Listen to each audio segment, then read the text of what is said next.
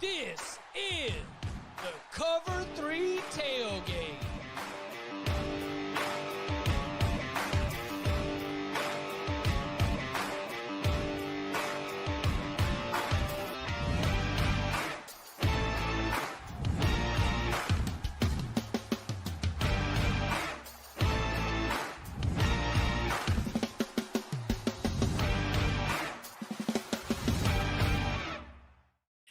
And welcome back to the Cover 3 podcast here on CBS Sports. That's Tom Fornelli. That's Bud Elliott. I'm Chip Patterson coming to you live at youtube.com/cover3 and everywhere you get your podcast on demand. Thanks for hanging out. Smash that subscribe, smash that like, and come and join us in the chat, aka the Cover 3 Tailgate, where they are just potentially as mystified as we are by what we have seen from a crispy 3-hour and 20-minute college football playoff quarterfinal. Hey, Danny Kanell joining as well right here for an instant reaction show. I tell you what, where the hell are you? It's easy to be able to get everybody out. The Miami Hurricanes had 0 college football playoff appearances and 0 college football playoff wins before this season. Now they have 2 college football playoff wins and are advancing to the college football playoff semifinals at the Fiesta Bowl after a 24-14 win against Ohio State. An Ohio State Buckeyes team that was the betting favorite to win the national championship, an Ohio State Buckeyes team that was, picked by many of us to go and win the national championship. They are one and done. You out of here. The cameras had the fans heading for the exit before it was done. Wow. We're going to spend a little bit of time breaking down what we saw here, how it happened, what's next for the Buckeyes, and more. Danny, thanks for letting me use the office. I really appreciate it. You need the good microphone. My microphone's okay? You guys hear me all right? Yeah. You're fine. Oh, perfect. Awesome. I had to. Well, and I had to work tonight because my wife, she wanted me to go to some New Year's Eve party, and I told her I had to work. So this is why I'm here. I'm working. Yeah, so I had an excuse to get out, and it was perfect to be able to watch the game with Chip and Mackenzie. Was perfect. Just a nice quiet night. Get dialed in. I thought the game was a ton of fun. I thought it was a really good game. Ohio State came back, made some great adjustments second half. I thought Julian Sayin really stared the adversity right in the face. I thought he played great in the second half. I thought the difference in the game, and one of the reasons I liked Miami coming in was I was very curious to see how Ohio State's offensive line, if they struggled with Indiana's defensive front, I thought Miami's was just as good and capable of being just as disruptive. And sure enough, they were. That was a phenomenal physical football game that Miami was up for the challenge and took down the top dog. Tom, you called your shot early. It started up front. There was a good response. There were good adjustments from Ohio State as well to try and climb back into this game. Where did you see what did you see early? And then also what did you see with the changes? Well, I mean, we talked about it during the week. Like, if Miami was going to win this game, they had to win along the lines of scrimmage, and they had to take care of the football. And they were really kicking Ohio State's ass along the lines of scrimmage. But then they had that fumble in the red zone early on when they were driving down the field, which kind of, if they finished that drive, I don't know if this game is ever close. But they didn't. They fumbled, and then they continued to dominate along the lines of scrimmage. Julian Sayin throws that pick six, so it's suddenly 14-0. But from that point on, like until that very last touchdown drive in the fourth quarter, I thought Ohio State's defense pretty much was controlling Miami. Like there weren't any there weren't any. Well, even through the second quarter into the second half, there weren't big plays. Like I don't think Miami had to play over 16 yards until that Mark Fletcher run in the final drive. So I thought Ohio State's defense was fine. It's just what changed was like Ohio State could not block Miami to save its life in the first half. They went to 12 personnel in the second half, so they bring in the extra tight end to kind of slow down Bain and Mesidor, and it worked. But then Miami kind of adjusted to it late and started getting pressure on Sayin again. But still, like I just think overall through the course of the 60 minutes, Miami's offensive line was fantastic. Carson Beck was sacked twice, but Carson Beck was fantastic tonight too. Like he missed a couple throws early, and he was not He wasn't great, but he didn't make any mistakes. He was using his legs in a way that we typically don't see him do. Like when he was able to get that one first down by just taking off and then lowering his shoulder into the tackler, just taking that hit to get the first down, that was huge. That was a huge play in this game. So I just think Miami was better than Ohio State tonight. And I don't know, people might point to the layoff. They might point to whatever they want. I just think that Miami's like defensive line and offensive line beat up on Ohio State's, and that was really what led to everything. I mean, I thought Beck was really, really sharp as the game went on. Like the first two passes of the game where he kind of dirts the ball to a really easy, like just doing running back, leaking out, to the middle of the formation. I was like, oh God, this is rough. Guys, he threw for 11 first downs and only 138 yards. Like when they had to have it, I felt like Ohio State was not really playing a lot of like, denial defense, if you will. Like they were playing a lot of like, hey, we'll keep it in front, we'll tackle it quickly. And they, for the most part, did tackle it quickly. And like it wasn't like Miami had a lot of guys wide open. Like Beck was pretty sharp on the underneath stuff. He didn't complete a ball over 15 yards in the air tonight. Like they just, when they had to have it, and not always scoring drives, to Tom's point. I mean, they had one offensive touchdown for the majority of this game until that final drive, really. But like he just kept drives alive on some of these short, precise passes. Like I thought Shannon Dawson did a nice job to scheme some guys open underneath, like, at least somewhat open. Beck hit him. He didn't take any like huge drive killing sacks, which was big. And like, I mean, it got to the point he was running so well, they played like Arvell Reese on a spy, right? Which it worked. I mean, they sent Styles, they flushed him, and Reese was able to get him down. I thought Beck was really sharp. Miami protected exceptionally well, and you're not going to go out and score 40 on Ohio State's defense. Like this was a pretty good effort. Like they played, I think, within themselves and to their strength. I don't know that I loved Ohio State's defensive gameplay, but it's hard to knock it. Like they allowed less than 300 yards on the whole ball game.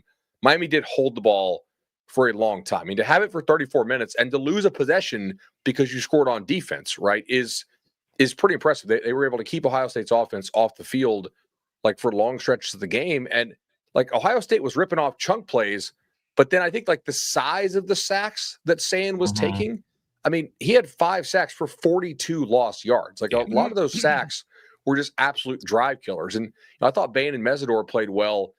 It was also kind of like in the first half, man, with how Miami was calling the defense, like to Tom's point, against some of the 11 personnel, some of the nickel blitzes, some of the, like every time they ran a stunt, they were getting home. I was like, okay, like every time Ohio State's throwing a rock, Miami's like, hey, here's some paper for you, right? And it was just like, wow, okay, like they're, whether it's formation or whatever it is, they seem to have a pretty good beat on what protection call. I don't think they have Miami's calls, but like obviously, like they seem to have some good tendencies. In the second half, Ohio State went a lot more gap run, and they were able to pop like a lot of the explosive runs. They ran some play action off it. They had it going, and Miami like finally adjusted there on the final drive to get the stop. Because in the second half, like in that fourth quarter, I was like, oh, Ohio State's gonna come down and win this. Like they've had a couple nice drives in a row. They seem to have things figured out. Miami really kind of bucked up and stopped them. Like that was a really, really impressive game by Miami. Yeah, like whether you agree with the approach or not, like Ohio State's approach defensively was clearly, we're going to take away all the big plays and we're going to force this team to like put together long drives on us, which is what Ohio State has done a lot this year. And it's like once they get to the red zone, we will clamp down or they'll just, screw up, we'll get a sack and it'll end their drive. But like Miami averaged only 4.6 yards per play. Right. It's just they were able to keep moving the ball because on third down, they were 7 of 14. On fourth down, they only went for the ones that converted it. But like, it's not like they were in a bunch of third and shorts. Like they were in a lot of like 3rd and 5, 3rd and 6, 3rd and 7, and they kept converting. So in a way, Ohio State was getting exactly what they wanted. It's just Miami was able to execute in the situations that Ohio State wanted to put them in. So you have to give Miami credit for it. Miami only had Ohio State only forced 1 3-and-out on the day. Like, so I feel like every Miami drive just moved the ball a little bit, ate some clock. I think they had 8 drives that lasted 3 or more minutes, which, how many drives they have total? Probably like 10. All right. So the kneel down in the half, the kneel down in the half. So if we strip those 2 out, those aren't real drives, right? So they had 1, 2, 3, 4, 8 drives total. Yeah. So they had 7 drives of 3+ minutes. Like that's pretty serious. Like that's how you hold the ball. The only one they didn't was their very first 3-and-out to start the game. Right. Exactly. I should have started with Carson Beck because he was awesome. Poise in the pocket. To be 50% on third down was fantastic. You know, the one thing about his legs, and I think it was at Georgia where you saw this a little bit. Remember the Georgia Tech game where the 9 overtime game? He was using his legs a lot in that game. He's had it's in him. And I thought this was the type of game, especially the one where he put his shoulder down and had to get the long third, I think it was 3rd and 10, where he rolled and just put his shoulder down and got it. I think this is one of those games where you're at this point of the season, you're like, I'll do whatever it takes. But his pocket awareness was really good. You guys pointed out the lack of yardage given up on the sacks. I thought he was really, really good, which sets up a really fun game potentially in a rematch against his old squad. Could be fun if Georgia takes care of their business. Obviously, Keontae Scott had a good game, right? Very clearly. Mo Torre had a good game. I thought David Blay had a good game. I kind of think that this was a roster construction win. Not that Ohio State had a poor roster, but they found the right guys that could help them in the biggest moments. And we continue to see, like, with this Miami team, there's just there's some credence to it. Like, did they have a couple of bad losses this season? 100%. But now they've got huge wins against Texas A&M and against Ohio State. And in both of those games, some of those additions that they had, and again, let's throw in Corey Heatherman, right? You change over the defensive coordinator as well. It's just college football can be a year-to-year proposition, and sometimes you need to be able to make the right decisions with your staff hires, with your portal additions, like getting Malachi Toney, figuring out how to put this thing together. Remarkable win for Miami to now be one of the 4 last teams standing for the national championship. Congratulations to the Hurricanes as well. I also think Mark Fletcher was, like, if you look at 2023, he was really coming on down the stretch as a freshman. Like, it was like, oh, this is a stud back. Like he's starting to hit his stride. I mean, like, he goes, 115 on the road against a ranked NC State team. He had a great game against a pretty damn good Louisville team that year. And then he gets the Liz Frank injury in the Pinstripe Bowl.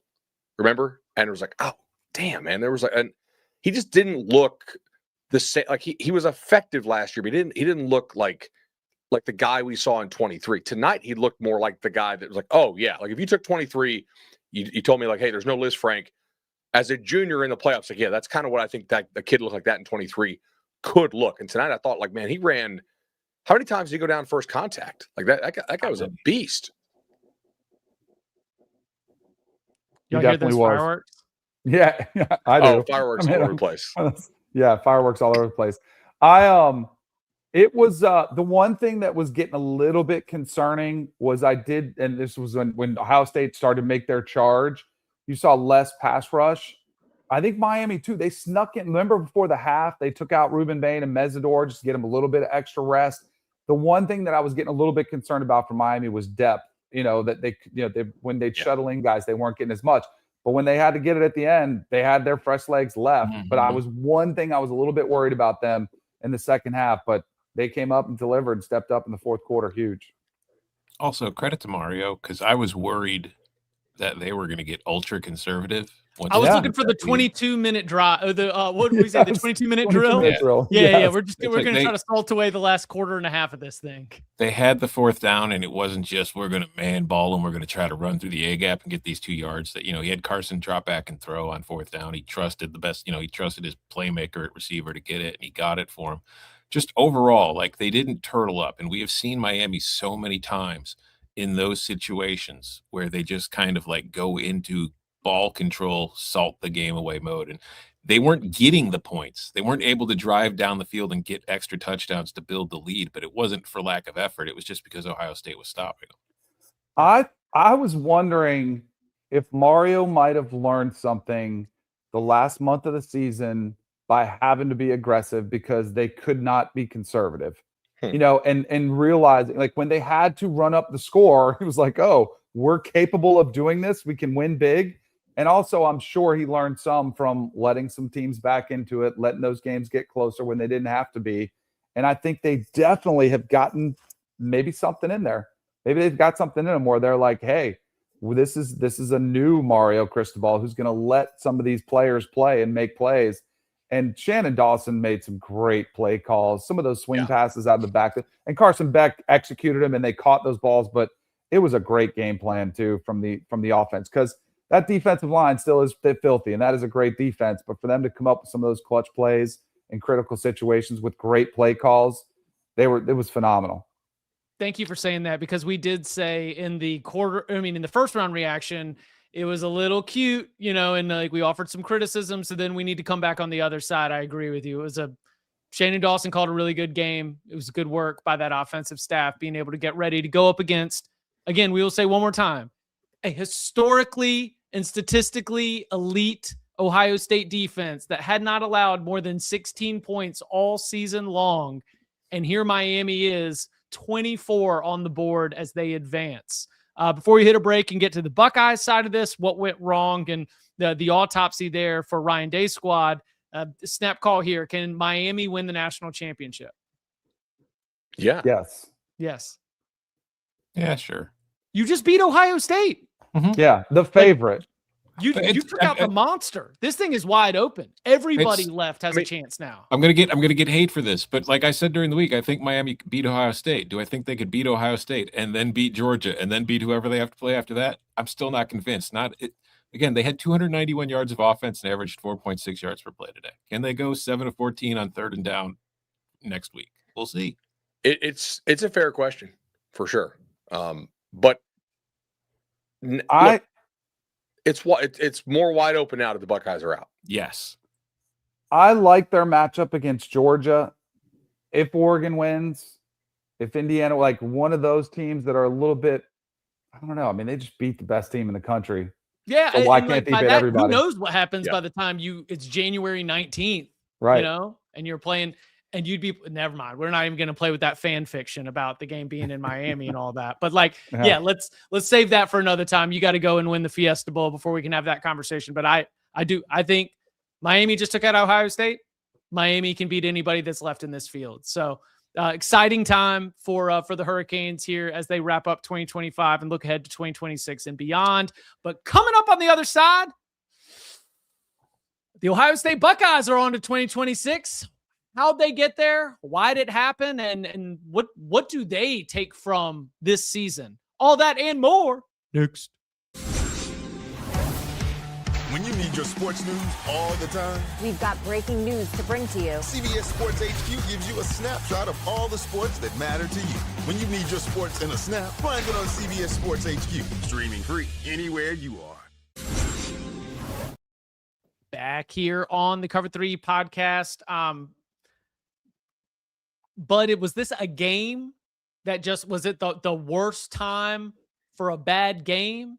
Were there things that were exposed that we could even pair with the Indiana loss? Because for 12 games, it was almost undeniable and agreed upon the entire sort of college football world that this was one of the teams that we could see winning it all. One of the best, if not the best team in the country.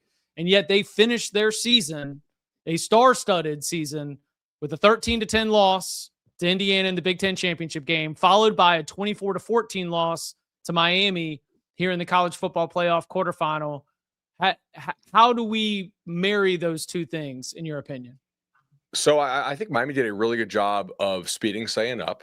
And we talked in the Miami segment that Miami got off the field because the size of the sacks were, 5 for 42. If you take a 9-yard sack, I guarantee the stats on your drive being dead are astronomical. And I think they overcame one of those maybe, but I think the other 4 were drive killers. I don't think Sayan, when he was not off play action, was very good tonight. I think his eyes kind of came down against the rush some. He was kind of drifting in the pocket a little bit. I don't think he stepped up a whole lot.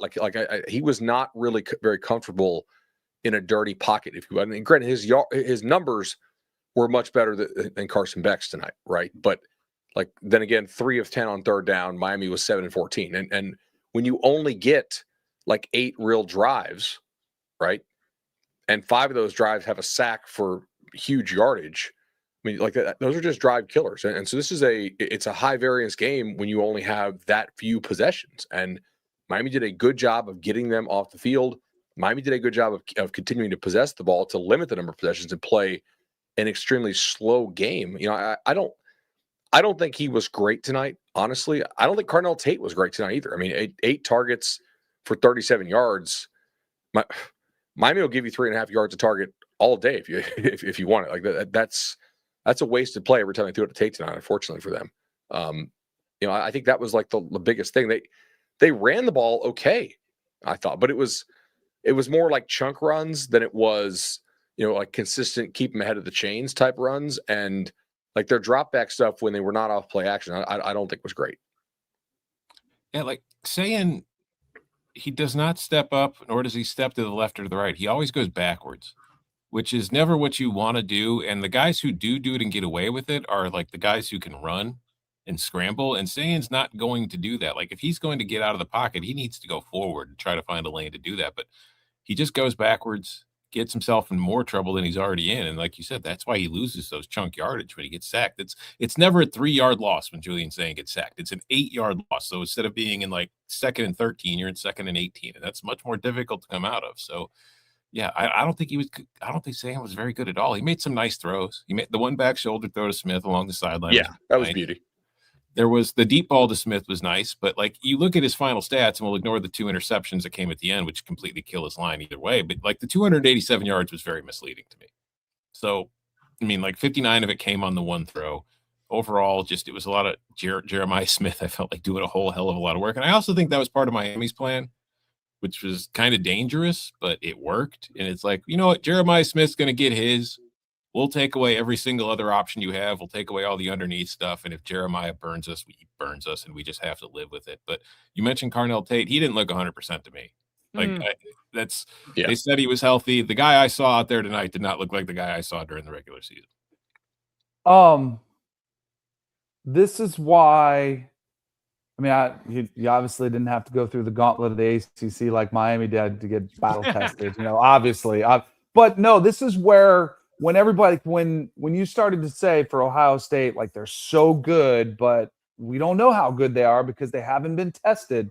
Like Julian Sayan, he's only had 2 games all year, and they were back-to-back, that he had to learn how to step up. Like he's never had to be under that type of duress and that type of pocket that's going to collapse really quickly. And look at the veteran experience of Carson Beck. How many times did he step up right by the edge rusher? And it was just like you let that first wave pass you by because he's been in that pocket for 40 starts. Julian Sayan's still a young quarterback, and he had such a clean pocket most of the year. He didn't learn. He didn't get to do that. And so that I do think that Ohio State, like not really getting tested, and even Indiana, I remember talking about that with Indiana and Texas A&M when they both had their games against Penn State, when Indiana had to come back, when Texas A&M out South Carolina. And you're like, well, I kind of feel better about them because we saw them come back from behind, deal with some mid-game adversity, figure it out, and figure out a way to win. Ohio State never had to do that almost the whole season. And then all of a sudden, for the first time, you're like facing this huge test, and you don't know how you're going to react. And now we're talking about issues that crop up.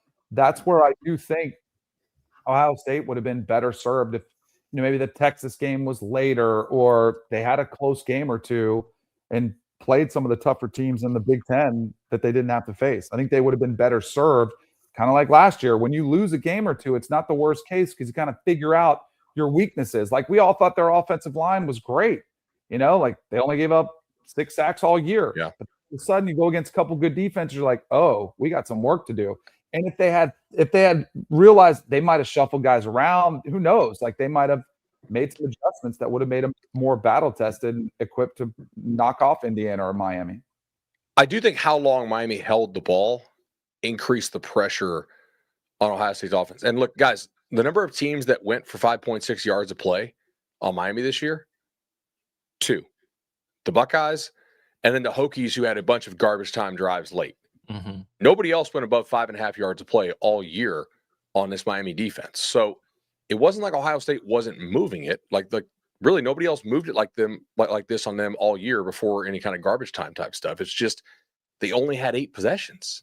And pick 6 and a missed field goal. Right, exactly. Like two scoring opportunities that ended in, like, you could say negative 10 points. That's if you want to say the missed field goal game. Yeah. Sorry, they had 9 drives, not 8. Excuse me, but still, like the number of plays is so low. You get what, 50 something plays, 56, 59 plays. Yeah, like that's not many. I also think I mentioned this in HQ before the game started, and we saw a little bit of it early. I thought Ohio State was going to go tempo here, like after they hadn't done it all year, and we saw them doing it early. And I think Miami completely overwhelming their offensive line caused Day to kind of throw that plan out the window. So that's another like kind of little hidden thing in this game where Miami's success early really probably dictated what Ohio State was going to hope to do on offense. Yeah, I agree. Any final words for the Buckeyes? Still a really good team and a really good season. I mean, like this sport, if you want more evidence, the sport is more compressed than it's ever been at the top. It's a pretty good example. Well, but the argument for the compression, a lot of it is, and I'm not saying but a lot of it points back to the power ratings and that Ohio State was power rated so much higher than everybody else. It's like even the compression is even the numbers can't even dictate how compressed it is because anyone's model had Ohio State markedly better than everyone else. But in this stage that we've got here in this current format, it's you show up, you get caught in this kind of game, you make a few mistakes, you take those sacks, you miss those opportunities in scoring position, your season's over, just like that. 2 years in a row, the betting favorite got the bye and lost their first game they played. 0-5 for the bye teams. I will wait till tomorrow night before I draw any big. Yeah, because remember, like the last year, Arizona State, Boise State, like it. Yeah, right. Yeah. Let's wait until we see what. Let's wait until we see what Texas Tech looks like, what Georgia looks like, what Indiana looks like. Though Kurt Cignetti seems to be sowing the seeds of travel issues and teams not practicing well. So hooray! We'll see what that looks like in Pasadena. A sloppy Pasadena. Also, Ohio State was favored over Oregon too last year. Yeah. And the rest didn't seem to do Oklahoma a whole lot of good last week because Alabama came straight off and fell behind 17-0, even though they were the fresher team. Yep. Speaking of tomorrow's games, we will be live at the conclusion of the Sugar Bowl between Georgia and Ole Miss early in the day. Yeah, for those of you who are watching on youtube.com/cover3, I do appreciate the opportunity to from this historic podcasting studio here in Chateau de Kanell. Danny and I are going to be at the Orange Bowl. Watch CBS Sports HQ. We're going to be live starting about 10:30 a.m. Eastern time with a lot of coverage before the game as well as after the game. Tommy, I'll be on with you for the first hour. Let's go. Love that. So check it out, CBS Sports HQ, as we count down to kick off to the Orange Bowl. And then, of course, we'll lead into the Rose Bowl, Sugar, Cover 3 podcast, youtube.com/cover3, where we will be able to not only discuss the games, but preview the semifinals as we will know the matchup. One final congratulations to the Miami Hurricanes. You are off to the Fiesta Bowl semifinal. We'll find out who they play tomorrow night. And you can follow him on Twitter at Tom Fornelli. You can follow him at Bud Elliott 3. You can follow him at Danny Kanell. You can follow me at Chip_Patterson. Gentlemen, thank you very much. Happy 16th birthday, Mad Dog. Happy New Year. Happy New Year, guys.